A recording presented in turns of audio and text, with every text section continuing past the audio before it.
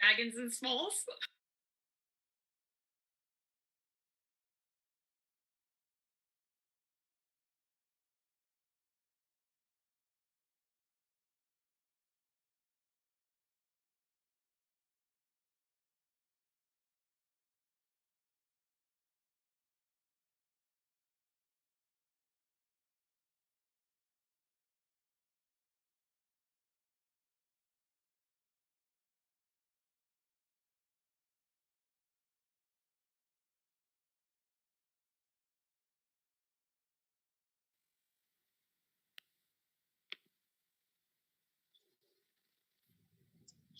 Hello, Hello. everybody. Thank you, Kale, for the wonderful introduction. We are NAFTA, North American powerhouse. I could live with that. How about you? I can live with it too. Yeah, we certainly are.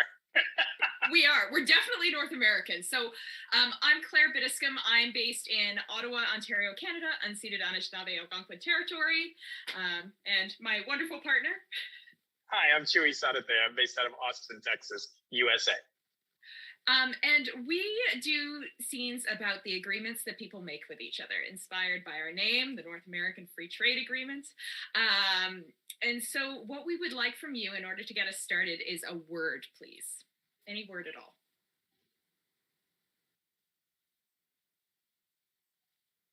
Wagon wheel. Okay, great. When the cameras come back, we are NAFTA.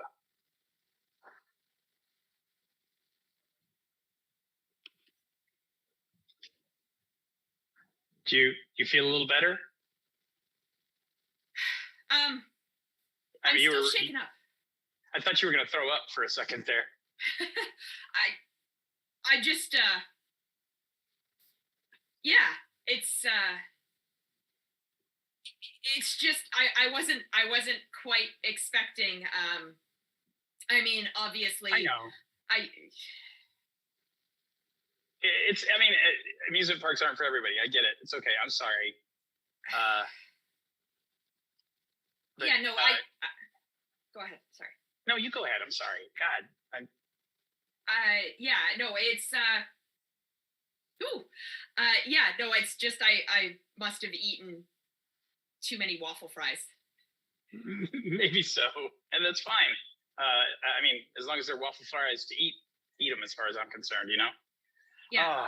I'm really blowing this, aren't I? You're not blowing this at all. No, it's okay. Fine. I feel like I'm really screwing up here.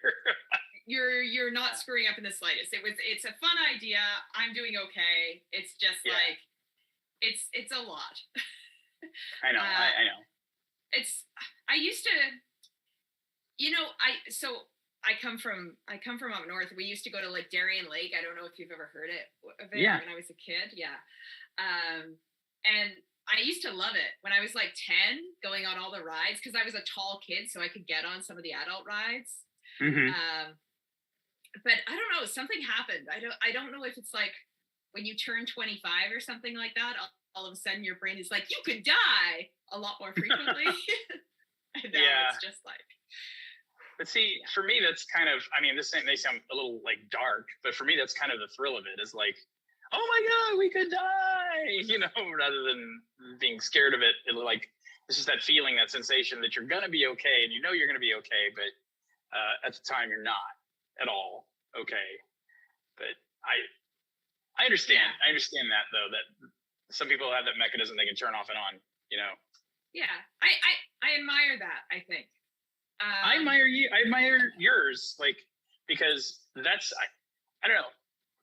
Fear is interesting to me because people say it's like a weakness of sorts, right? But I don't really consider fear a weakness. I consider fear like your body, your strong mind telling you that this is not a situation that you should be in. You know? So my therapist, sorry, this is probably getting way too deep. I'm sorry. Oh no, go ahead. Is this I go to therapy too. No, I go to therapy too. Oh, okay, great. Okay. I feel way less, thank you for admitting that. I feel way less self-conscious about that now. Yeah. It's so great to see like masculine presenting people like admitting that, and that's. I think it's really important. I just do. It changed my life, so But you were saying, I'm sorry, you were saying. Yeah. So my therapist and I were talking about it, and she said the body can't tell. The fear is like this like intrinsic thing, and as far as the body's concerned, you're being pursued by a bear, and it doesn't matter if that bear is on the other side of a screen in a movie that was filmed 5 years ago. If your body thinks you're being pursued by a bear and that you are in danger, you are going to go through all of the actual mechanisms, or it is going to put you through all of the actual mechanisms as if you were being pursued by a bear. So that's, you have that like cortisol level rising. And so this is why, like, if you're in times of stress, you have this like increased cortisol level, because as far as your body's concerned, like there is a bear or a mountain lion or like a woolly mammoth chasing you all the freaking time, even if it's just like you've got a deadline because you need to file the TPS reports or whatever. Right. Yeah.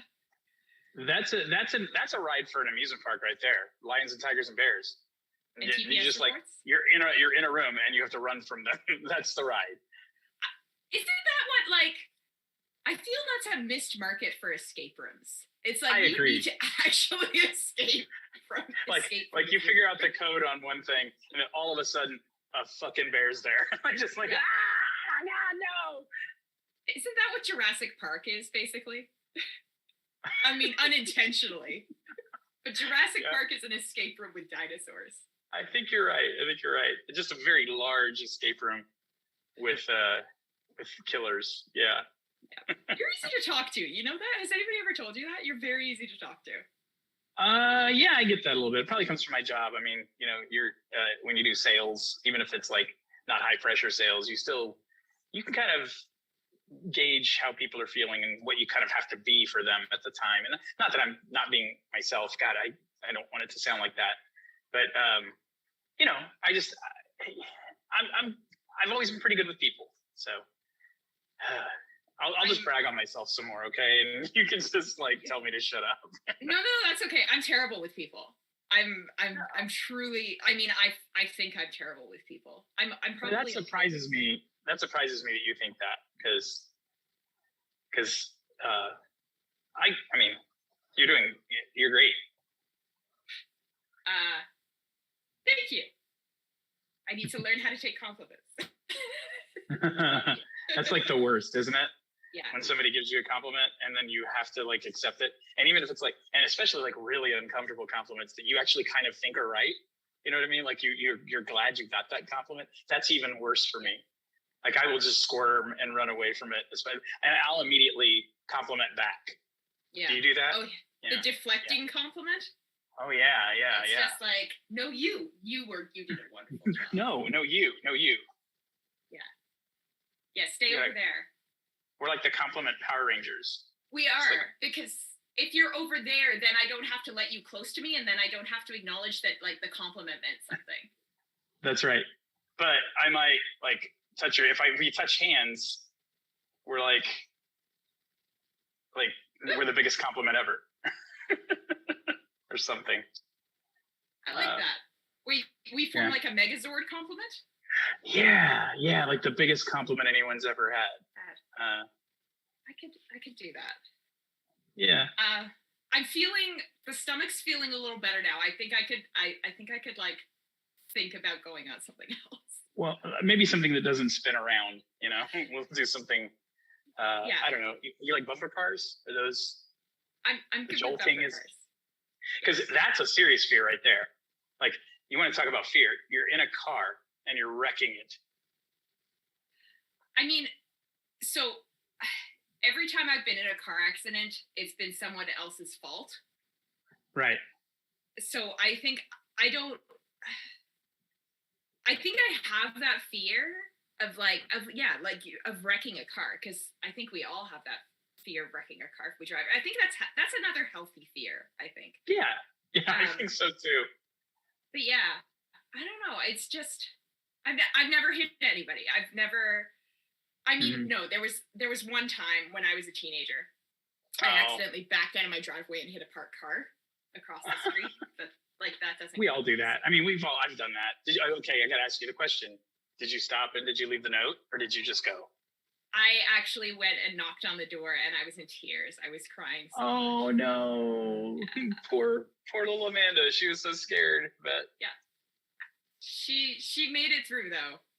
And good. then ever since then it's just been like other people driving into me. So right. Karma? Well, weird karma. I think the world is trying to get back at you for that accident for some weird reason. Although it's not your fault. Thanks. Thank you. That probably shouldn't mean as much to me as it does that you're forgiving me for that, but I'm going to take that. Thank you. You're welcome.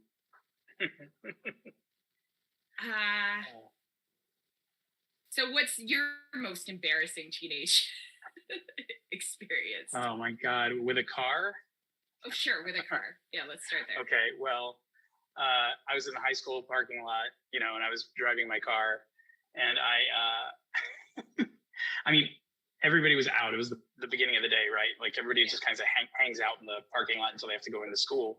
So I park and I'm like, oh, this is awesome. I'm going to look so cool coming out of my car right now. Yes, this is the day. This is it. Everybody's looking. I'm the last one into school, and they're gonna lift me up and make me prom king like immediately. So I kick open the door and I wasn't looking, and I smack right into Gina Thompson and broke her nose. Like, she was kind of short, and just totally just smacked her in the face with the door. Oh my God, I thought you'd hit her car. No, you hit her. No, I hit her. Like, I wasn't driving, I was parked, but I like just slammed. I was looking back over my shoulder, and I just wham. And I was like, oh God, the door should have gone further than that. Like, I think I may even kicked it with like my foot, Yeah, I felt so bad. She was not okay, like not okay. But I mean, she's okay now. I think she had like a surgery and everything to fix it. And that, but nobody at school liked me for my entire senior year. They called me Nosebreaker. And yeah. Sorry, I shouldn't laugh. No, it's okay. It's okay. It actually works literally Nosebreaker Norman. So it's like. Oh. Yeah. Okay. You win. I mean, yeah, yours is great, but mine, yeah, people's lives were changed. I'm really surprised that their parents didn't make me or make my family have to kind of pay for part of the surgery, but they were real cool about it. And she was too by the end of it. Like, we became friends. I mean, well, wow. That's impressive. Yeah, it's the worst meet cute of all time. Like, nothing ever happened between us, but like, we became kind of friends. We hadn't really known each other before that, so. Well, that's nice. I mean, I think the ideal would be like if you two were married or whatever, but then I guess we wouldn't be here. So no, we wouldn't. That would be very awkward if we. I promise I'm not married. I promise. Look, nothing there. I mean, does that really mean anything? Oh, well, I mean, yeah, but the ring, I mean, yeah, you're right. I could have taken off, but if you want me to empty my pockets, I will. But no, that's okay. I mean, you could have left it at home. You could be married too, for all I know, I guess I could be married, and you could be here entirely on faith right now that I am not committing adultery, and that I don't have some wonderful husband or wife or non-gendered partner, spouse at home. But well, no, I don't. I'm glad you don't. Okay. Because then I get to spend time with you. Yeah. This is very different than this is very different than talking over lunch. Yeah, for sure. Yeah. I mean, they talk about like work. It feels so cheesy to call it like an office romance or whatever, but I guess that's right. But this, I don't know. You were always easy to talk to, and so when you asked, I was like, yeah, sure, let's give this a try. But like, this is, I thought I would enjoy it, but I'm enjoying it more than I thought. If that makes sense. Oh, that makes me so happy. Can I confess something? Sure. I was super nervous about this. Like, I sweat through 2 shirts before I even left to pick you up. I just think you're great, and I see how you are with people in the office, and like everybody likes you a lot, and I'm glad I get to see a different side of you, a little bit. I mean, the side that talks about therapy and her embarrassing and bears and bears. Yeah, hey. Now you get to talk about how like Amanda in HR is super fucking weird now. No way. I would never. You know what I'd tell people is if you're ever lucky enough to go out with Amanda, you could hear her read the phone book and you'd be just fine.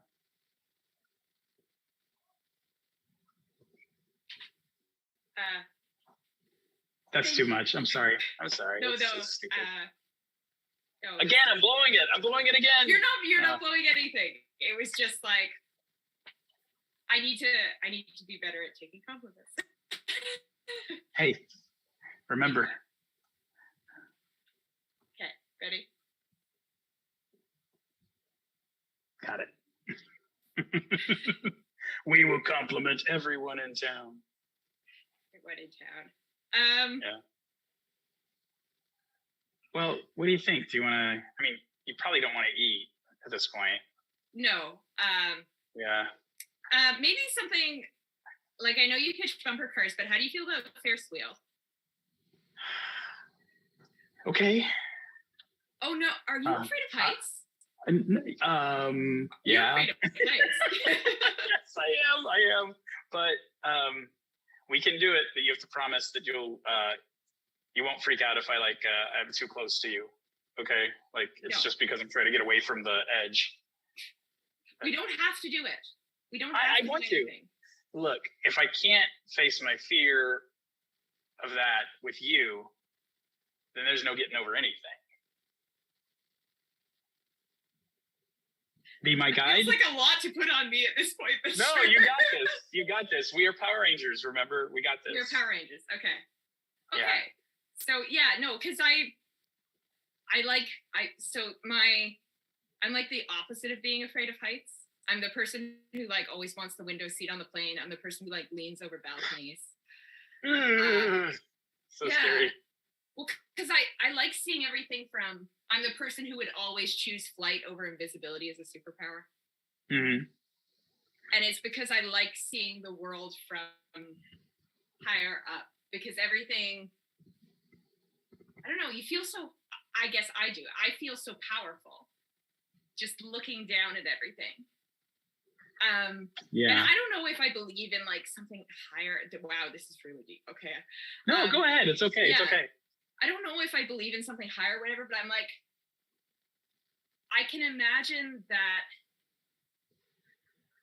the power of like looking down on something and just like seeing everything in miniature and just being able to see a bigger picture. Hey, you know what I see when I look down? My eyelids. Different strokes. Different folks, yeah. But let's do it. I'm in. Okay. I may become a 4-year-old child while I'm up there, but I'm in. Okay. All right. And also like selfishly, I kind of want to keep talking to you, and that's hard to do that on bumper cars. Yeah, you're right. We'd be road raging at each other rather than kind of talking. So, I mean, that would be fun too. It'd be fake road rage. Screw you, Norman! Back at you! Survey on time! No, seriously, follow your workload survey on time. I just really need to send those off.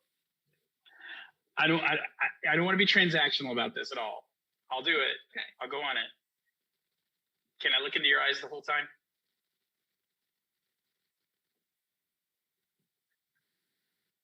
Wow.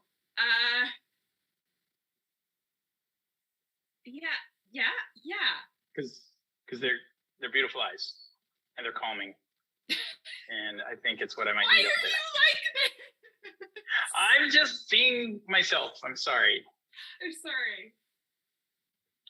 If it's compliments you don't want, it's going to be hard for me because you're easily complimentable.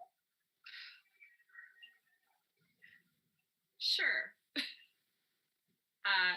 Sure. You can. Okay. Sorry, let me take a step back. I'm sorry for that kind of little tantrum there. Okay. It's okay. I am composed. This is a big decision. So I am a mature adult. Yes, you are. Yes, you are. Mature adult with intimacy problems.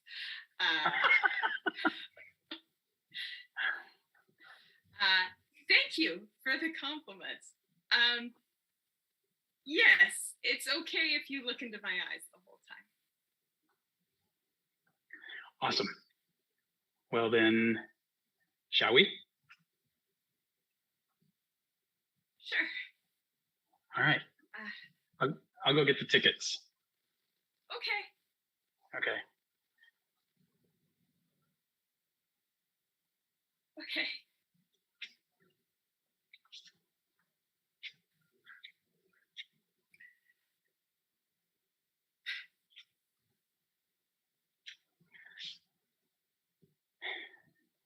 There's yours. Thanks.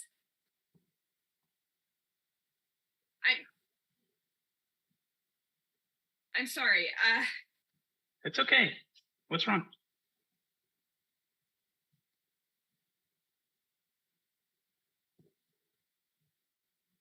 I'm afraid that you're gonna see me. Why would you be afraid of that? I really like what I see.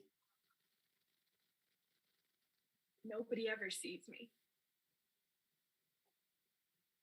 I see you.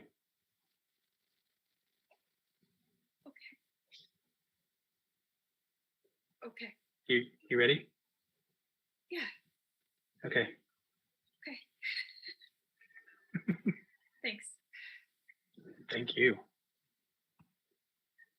And scene.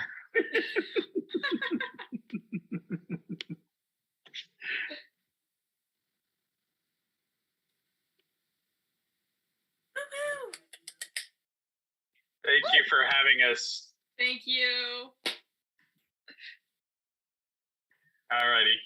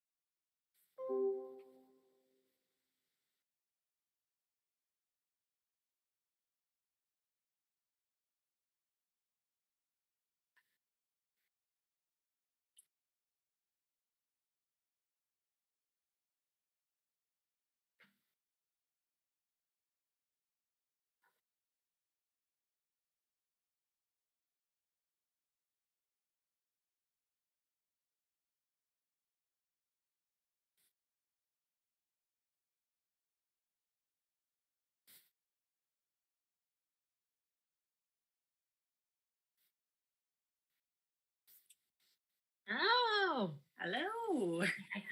Hi. Could we get in the Zoom chat a location, please?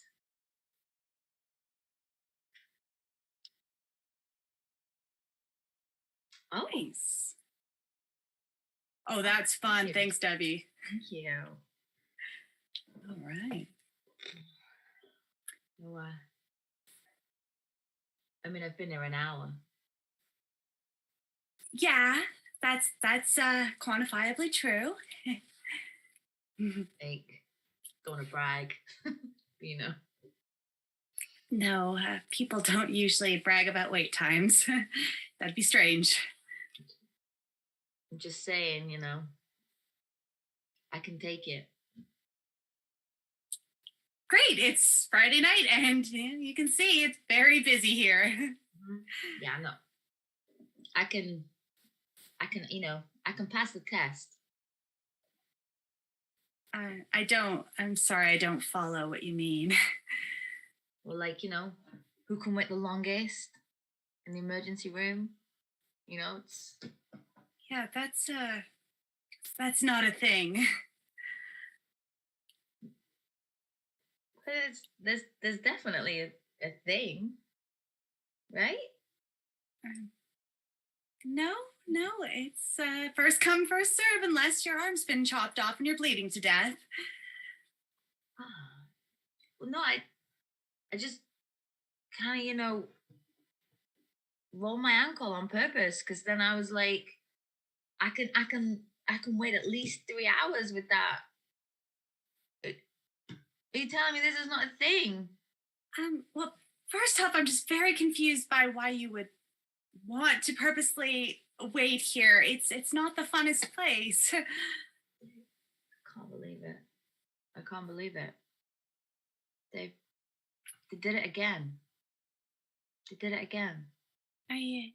Once again, you have me at a loss here. So I started college. 2 months in, group of friends. They're like, oh, this is a thing, you got to go to the library, and if you can stay there all night and stay awake, turns out that's not a thing. I just got locked in the library, and yeah, that shit is scary. All right, like, I know a library isn't somewhere that you would think you would see a ghost, but I saw a ghost. Oh, we've got ghosts here. I will see one. You most likely will. There's one that we call Little Lucy, and she goes to the bathroom, so just be careful of that when you use the facilities. What do you mean, like she pees? No, she enters. I'm sorry, I should have been more clear. She's a ghost. She doesn't have bodily function. Yeah, I was like, whoa. I was like, next level. No, she just stands in the corner and giggles. It's fine. She giggles while you're taking a pee? Sometimes. God, it's like everywhere I go. There's just, I'm surrounded by this kind of energy, I've got these college friends telling me kind of essentially bullshit theories. And now little Lucy is going to be coming laughing at me while I take a pee, because I'm not going to lie, I drank a liter of Gatorade before I came here. So that's going to be happening soon. Okay, I'm just gonna rewind this a second. I'm curious. I shouldn't ask. If you knew you were coming here and you knew you were going to be waiting, why did you drink a liter of Gatorade? Because they said that's the thing, that you can drink a liter of Gatorade and just not pee instantly. And I mean, I passed that test. Okay, I'm just gonna. We don't know each other, but yeah. Sorry, you just wanted my insurance details, didn't you? Sorry, Oh yeah, I was gonna ask if I could just get that little card and. But do you ever get that though? Have you? When people are just, you think they're your friends, but they're not. Sure, I mean, some of the nurses around here aren't very nice to me. Get in. Why? It's fine. It's just, I don't know exactly. Because you're like really nice. You're like, honestly, like since I moved here, you're the friendliest person that I've met. And I won't lie, I had high expectations for Canada, and yeah, well, I mean, this is Alberta, so it's a little bit different than everything else. I moved here because, the UK, again, it just so many pranks. And I was like, I'm just going to go to Canada because then everyone will be nice. Oh, no, we're horrible people. We just act nice on the outside. I don't believe that you're a horrible person. Oh, really? Yeah, you seem like legit Canadian. Well, you know that thing I said about first come, first serve? Mhm. Yeah, I lied. Oh, so like, is that because of you, or because the weight and testing is a real thing? No, I'm just a very judgmental person. And if I don't like the look of them, their voice is a little off, I make them wait longer. Oh wow. Yeah. But like I'm guessing it's people that deserve it. Oh. Now that I feel like we have some sort of I don't know, connection, Okay. I made you wait on purpose. Oh. I wouldn't now, of course, not now, but Yeah. 3 hours ago you came in here. You sounded sort of Australian. I didn't really know what to do with you, so I just put you in the corner. Oh. Right. I mean, so this like two minds, because obviously now we've got a connection. But 3 hours ago, I that's the thing. I came in 3 hours ago, and I've just been waiting in line to talk to you for just 1 hour. So kind of technically, is that 4 hours in my mind? I don't know. I just Yeah, I think that math checks out. but like what do I don't know. I don't know how I feel now. I have an idea. I have Okay. something that is gonna, I think, heal this rift between our new friendship. It's an EpiPen. Wow. You can go in there and you can stick that into anyone you like. Like, not to be like ignorant, but like, is this like, what is in this pen? It's a straight shot of adrenaline. So why would I not jab that into myself? Because that sounds like fun. Is that not fun? No, it's not fun. People shoot up like that and then they run around in circles for a while. I mean, it's fun for us to watch, but I don't think you want to try it. I don't know. Jumping in circles, running around. But then again, I'm kind of on 1 foot, so. Yeah, see? And this is kind of why the other nurses don't like me. They don't really think it's funny to be going jabbing people with EpiPens. So you did this on the reg? Mhm. Is that dangerous? I think it's probably fine. Do you like to work? Just a quick question. Of course. Do you need like any kind of medical knowledge to work in a hospital? No, not at all. No. I'm a temp.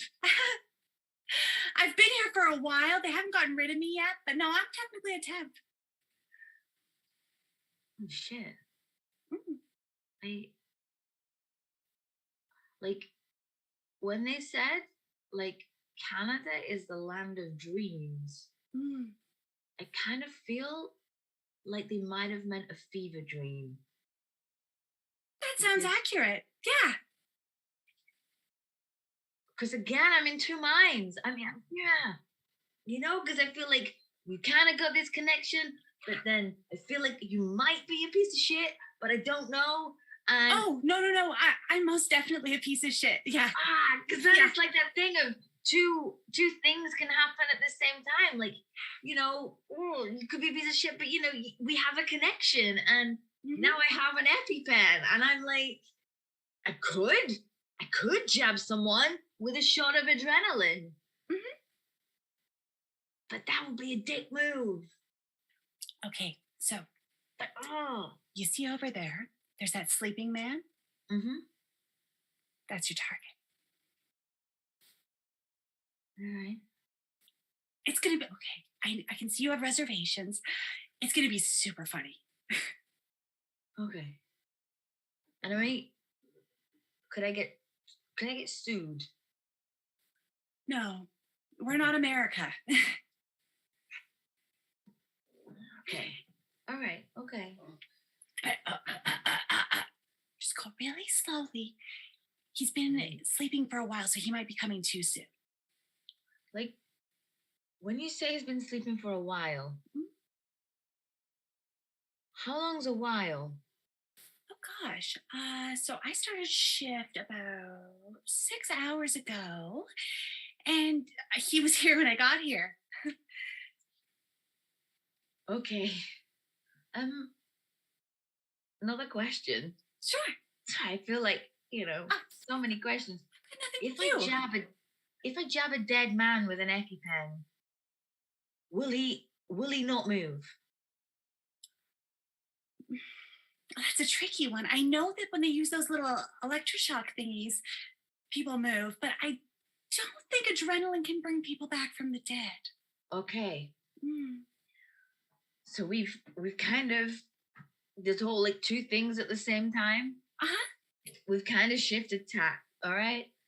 Yeah. We're now gonna test to see if there's a dead man in your A&E. Okay. And that is the act of a kind and noble person. Oh my God, you're right. And I have the pen, so I'm the kind of noble person. I mean, now that we're friends, I feel like I should instill confidence in you that you're capable of these things. I mean, again, it's still two things happening at once because essentially I'm about to stab a dead man with an EpiPen, but I'm also kind of noble. So it's like, ooh. I mean, you're doing the good work here. I'm doing some work. All right. I'm just gonna slide. I'm so glad you have like chairs on wheels in this A&E. Like, I bet that's just our way. All right. If he raises, okay, there's three options now. Either he doesn't move, and he's no longer with us. Yeah. Either he's asleep, and we're gonna scare the shit out of him. Or three, I can bring people back from the dead. Less likely, but yeah, sure. I feel like okay, yes, probably just sure. You could have Dr. Frankenstein powers. I was thinking with like Jesus, but that might be a bit ambitious. Yeah, perhaps for your first EpiPen. Yeah, probably just one or A or B. Okay. Probably not C. No. Okay. All right. Let's just jab. Just jab.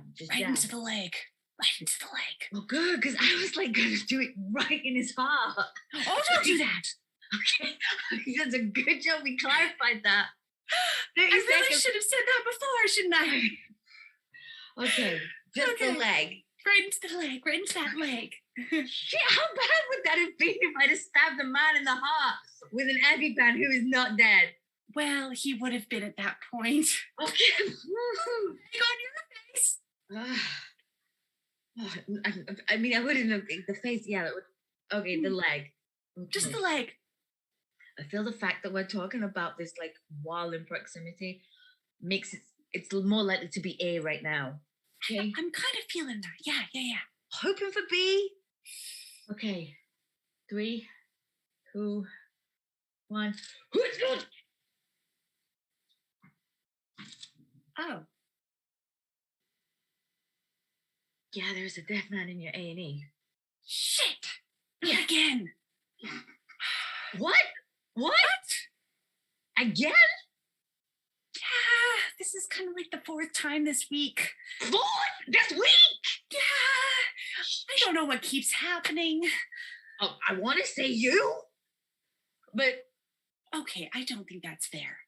You don't think it's fair? Let's just wind back to that whole thing. We have a connection, but you are a piece of shit, okay?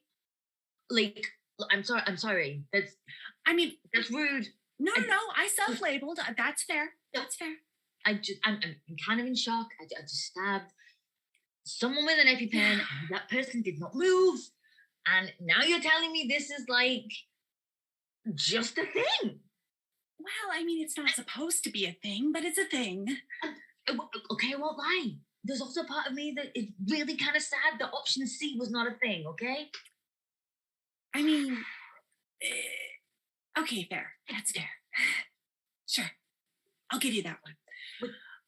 What do I do? Well, I don't know anything. I don't work here. But... Yeah, see, I kind of suspected for a couple hours now that he was probably deceased, but I didn't have the heart to jab it in. You really went for it. You, but also like, this is a hospital. Like, this, you can get a nurse. Like, why are you self-testing with EpiPens? Well, I told you the nurses don't like me, so when I get the EpiPens out, they take them away from me. You keep stabbing dead people with them? I mean, they're dead. What does it matter? Okay, now we're back to fucking two things again, because yeah, you're right. Okay, what does it matter? But still you're stabbing people with EpiPens. Yeah, I get that. I get that. I mean, do you know the worst thing is? The thought that came into my head? No one's gonna fucking believe me. Oh, no. I will. If you try to tell anyone, I'll tell security that you did everything. This is my in. This is my in to my like college friends who, get me locked in the library, and the fact that I haven't peed my pants after that with a liter of Gatorade. Yeah. Good for you. That's impressive fortitude in your bladder. Yeah, I mean now I'm thinking about it again. I kind of do need to go, but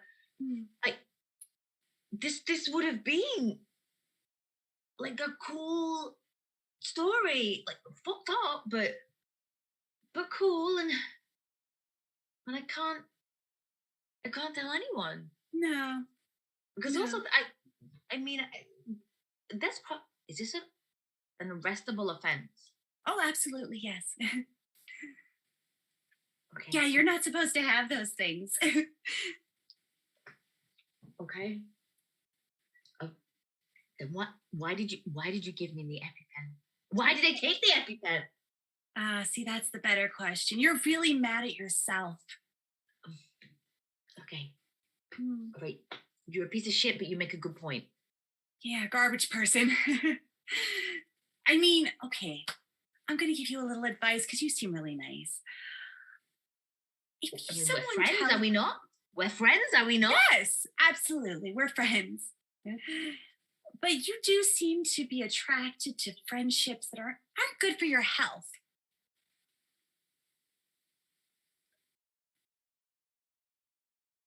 Yeah. You are correct. You are correct. You're right. And okay. All right. Two things. Yeah. I did a crime. I did a crime with an EpiPen and a cadaver. But I learned something about myself. And I learned something too. That person's definitely dead. I'm just going to remove the pen. Probably for the best. Don't want to leave evidence. Yeah. Put my fingerprints on. Yeah, you'll want to clean those off. Okay. I won't lie. It goes in easier than it comes out. Oh, just give it a good tug. Oh. All right. So, I mean, I guess what do I do now? Well, I'm gonna have to phone security in about 2 minutes or so. So shitting me. I'm talking about what am I gonna do about like my terrible attraction to horrible people. Your codependency to toxic relationships problem. I'm so sorry. Two minds, right? Thinking about two different things. Oh, we have fun. Yeah, I don't know what you're going to do about that. Just maybe stop trusting shitty people. I mean, when you fucking say it out loud, it seems really obvious. Yeah. All right, so, I mean, okay, you definitely calling. Oh, I'm going to have to, but I'm going to tell them that you overtook me and stole the bag of EpiPens. So that's something. This is a fucking test. This is like the test. This is the Gatorade thing all over again. Because if I take the EpiPens, I'm trusting this toxic relationship thing. But if I don't take the EpiPens,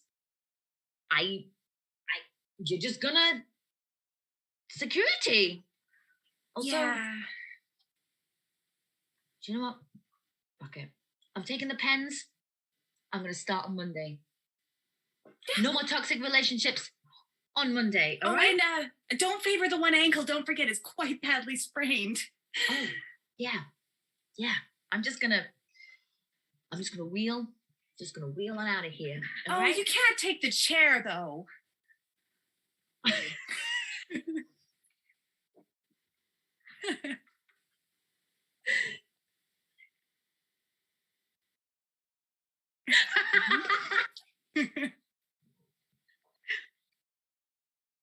Thanks for having us. That was Thank you. fun.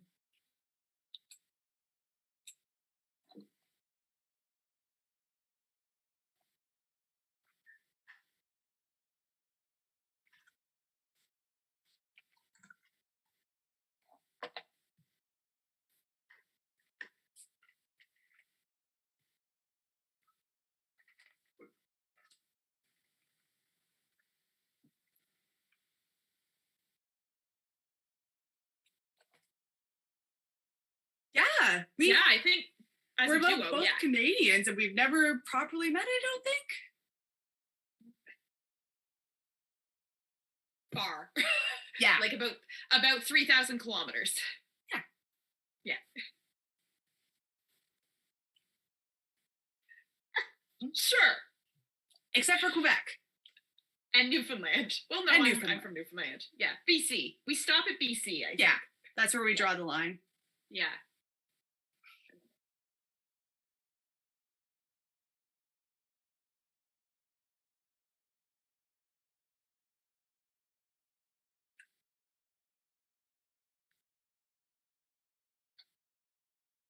Ooh, thank you.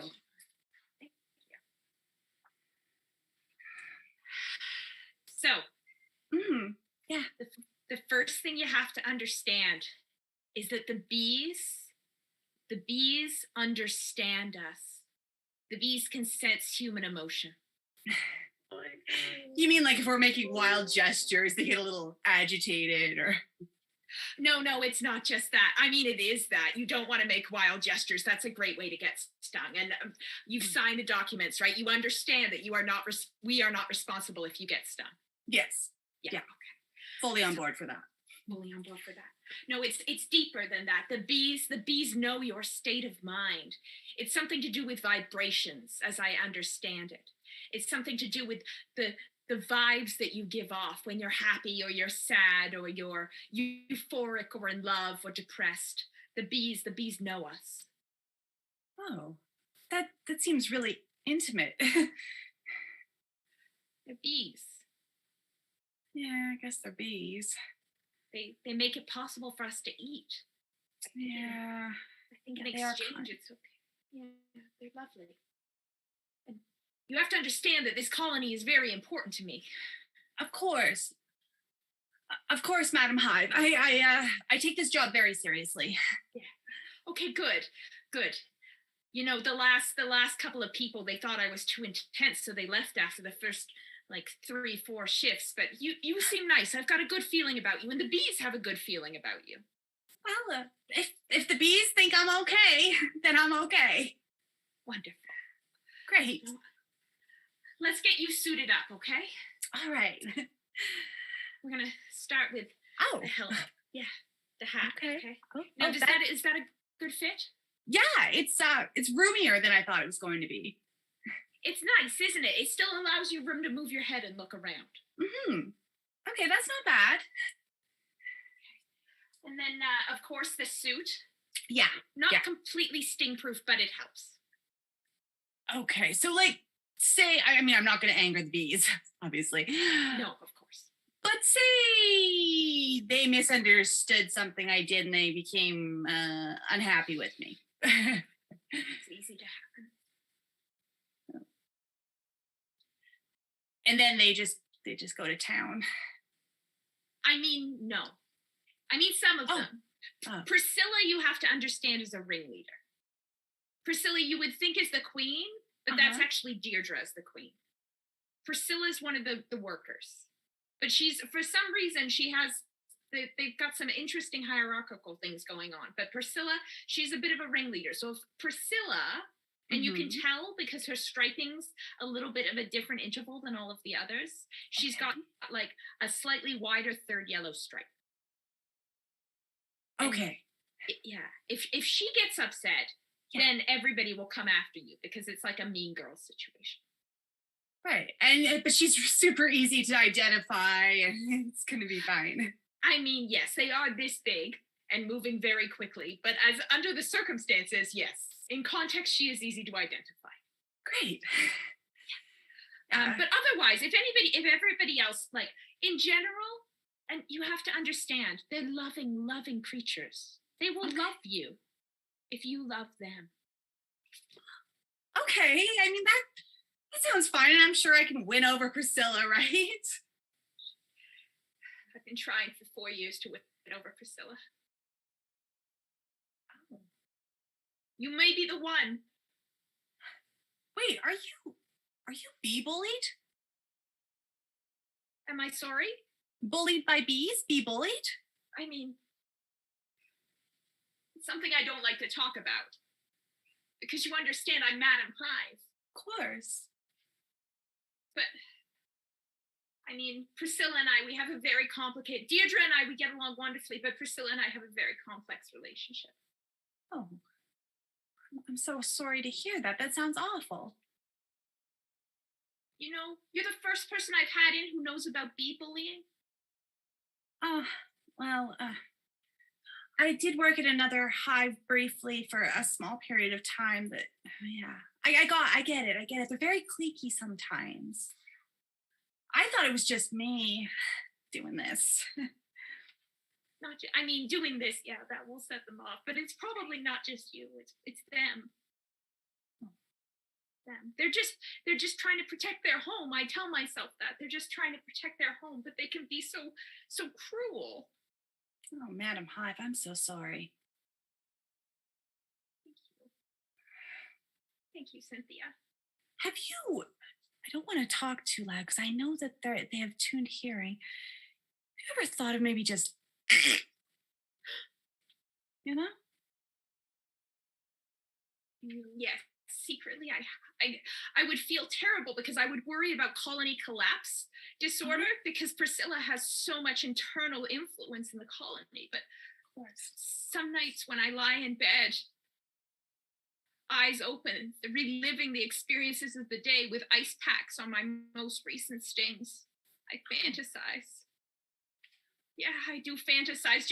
It would just be a little jar with a little bit of, I don't know, like ethanol or something would probably do the job. It wouldn't be anything complicated. Yeah. It's good and sweet. They'd be attracted to it. Would you do it? Me? I'm just brand new. But it could be written off as a misunderstanding. That's a good point. They don't know me yet. But you said they can sense our emotions, so we have to do some sort of thing where we're feeling one way and doing something else. Oh, I don't know what I'm doing. But I've got a good feeling about you. I feel like if anybody can find a way, you and I can find a way together.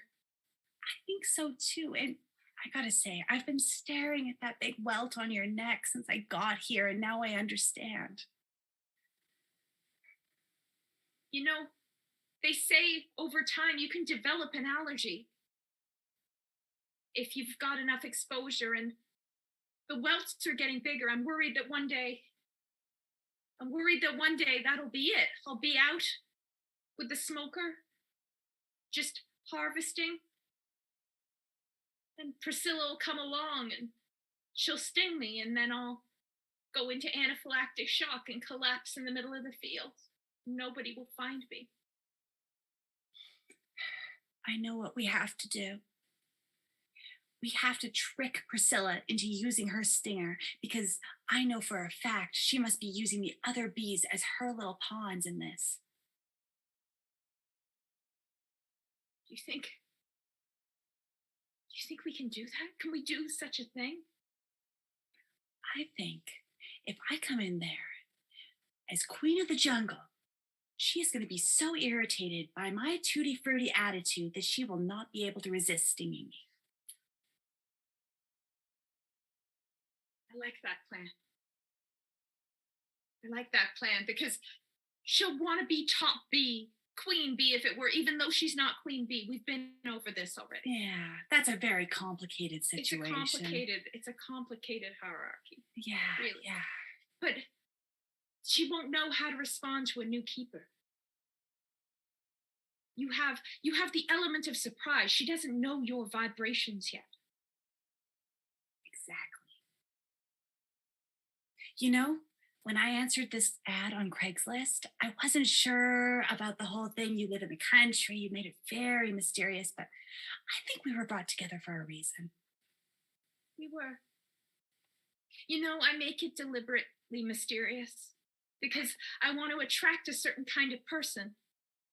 Because bees are mysterious and complicated, and I want the type of person who's interested in those sorts of things, the type of person who's a little bit curious and a little bit daring. They make the best beekeepers. I'm going in without the suit.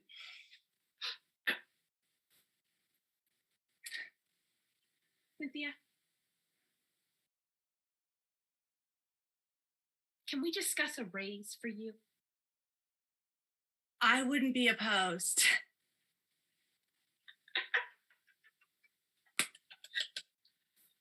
Yeah.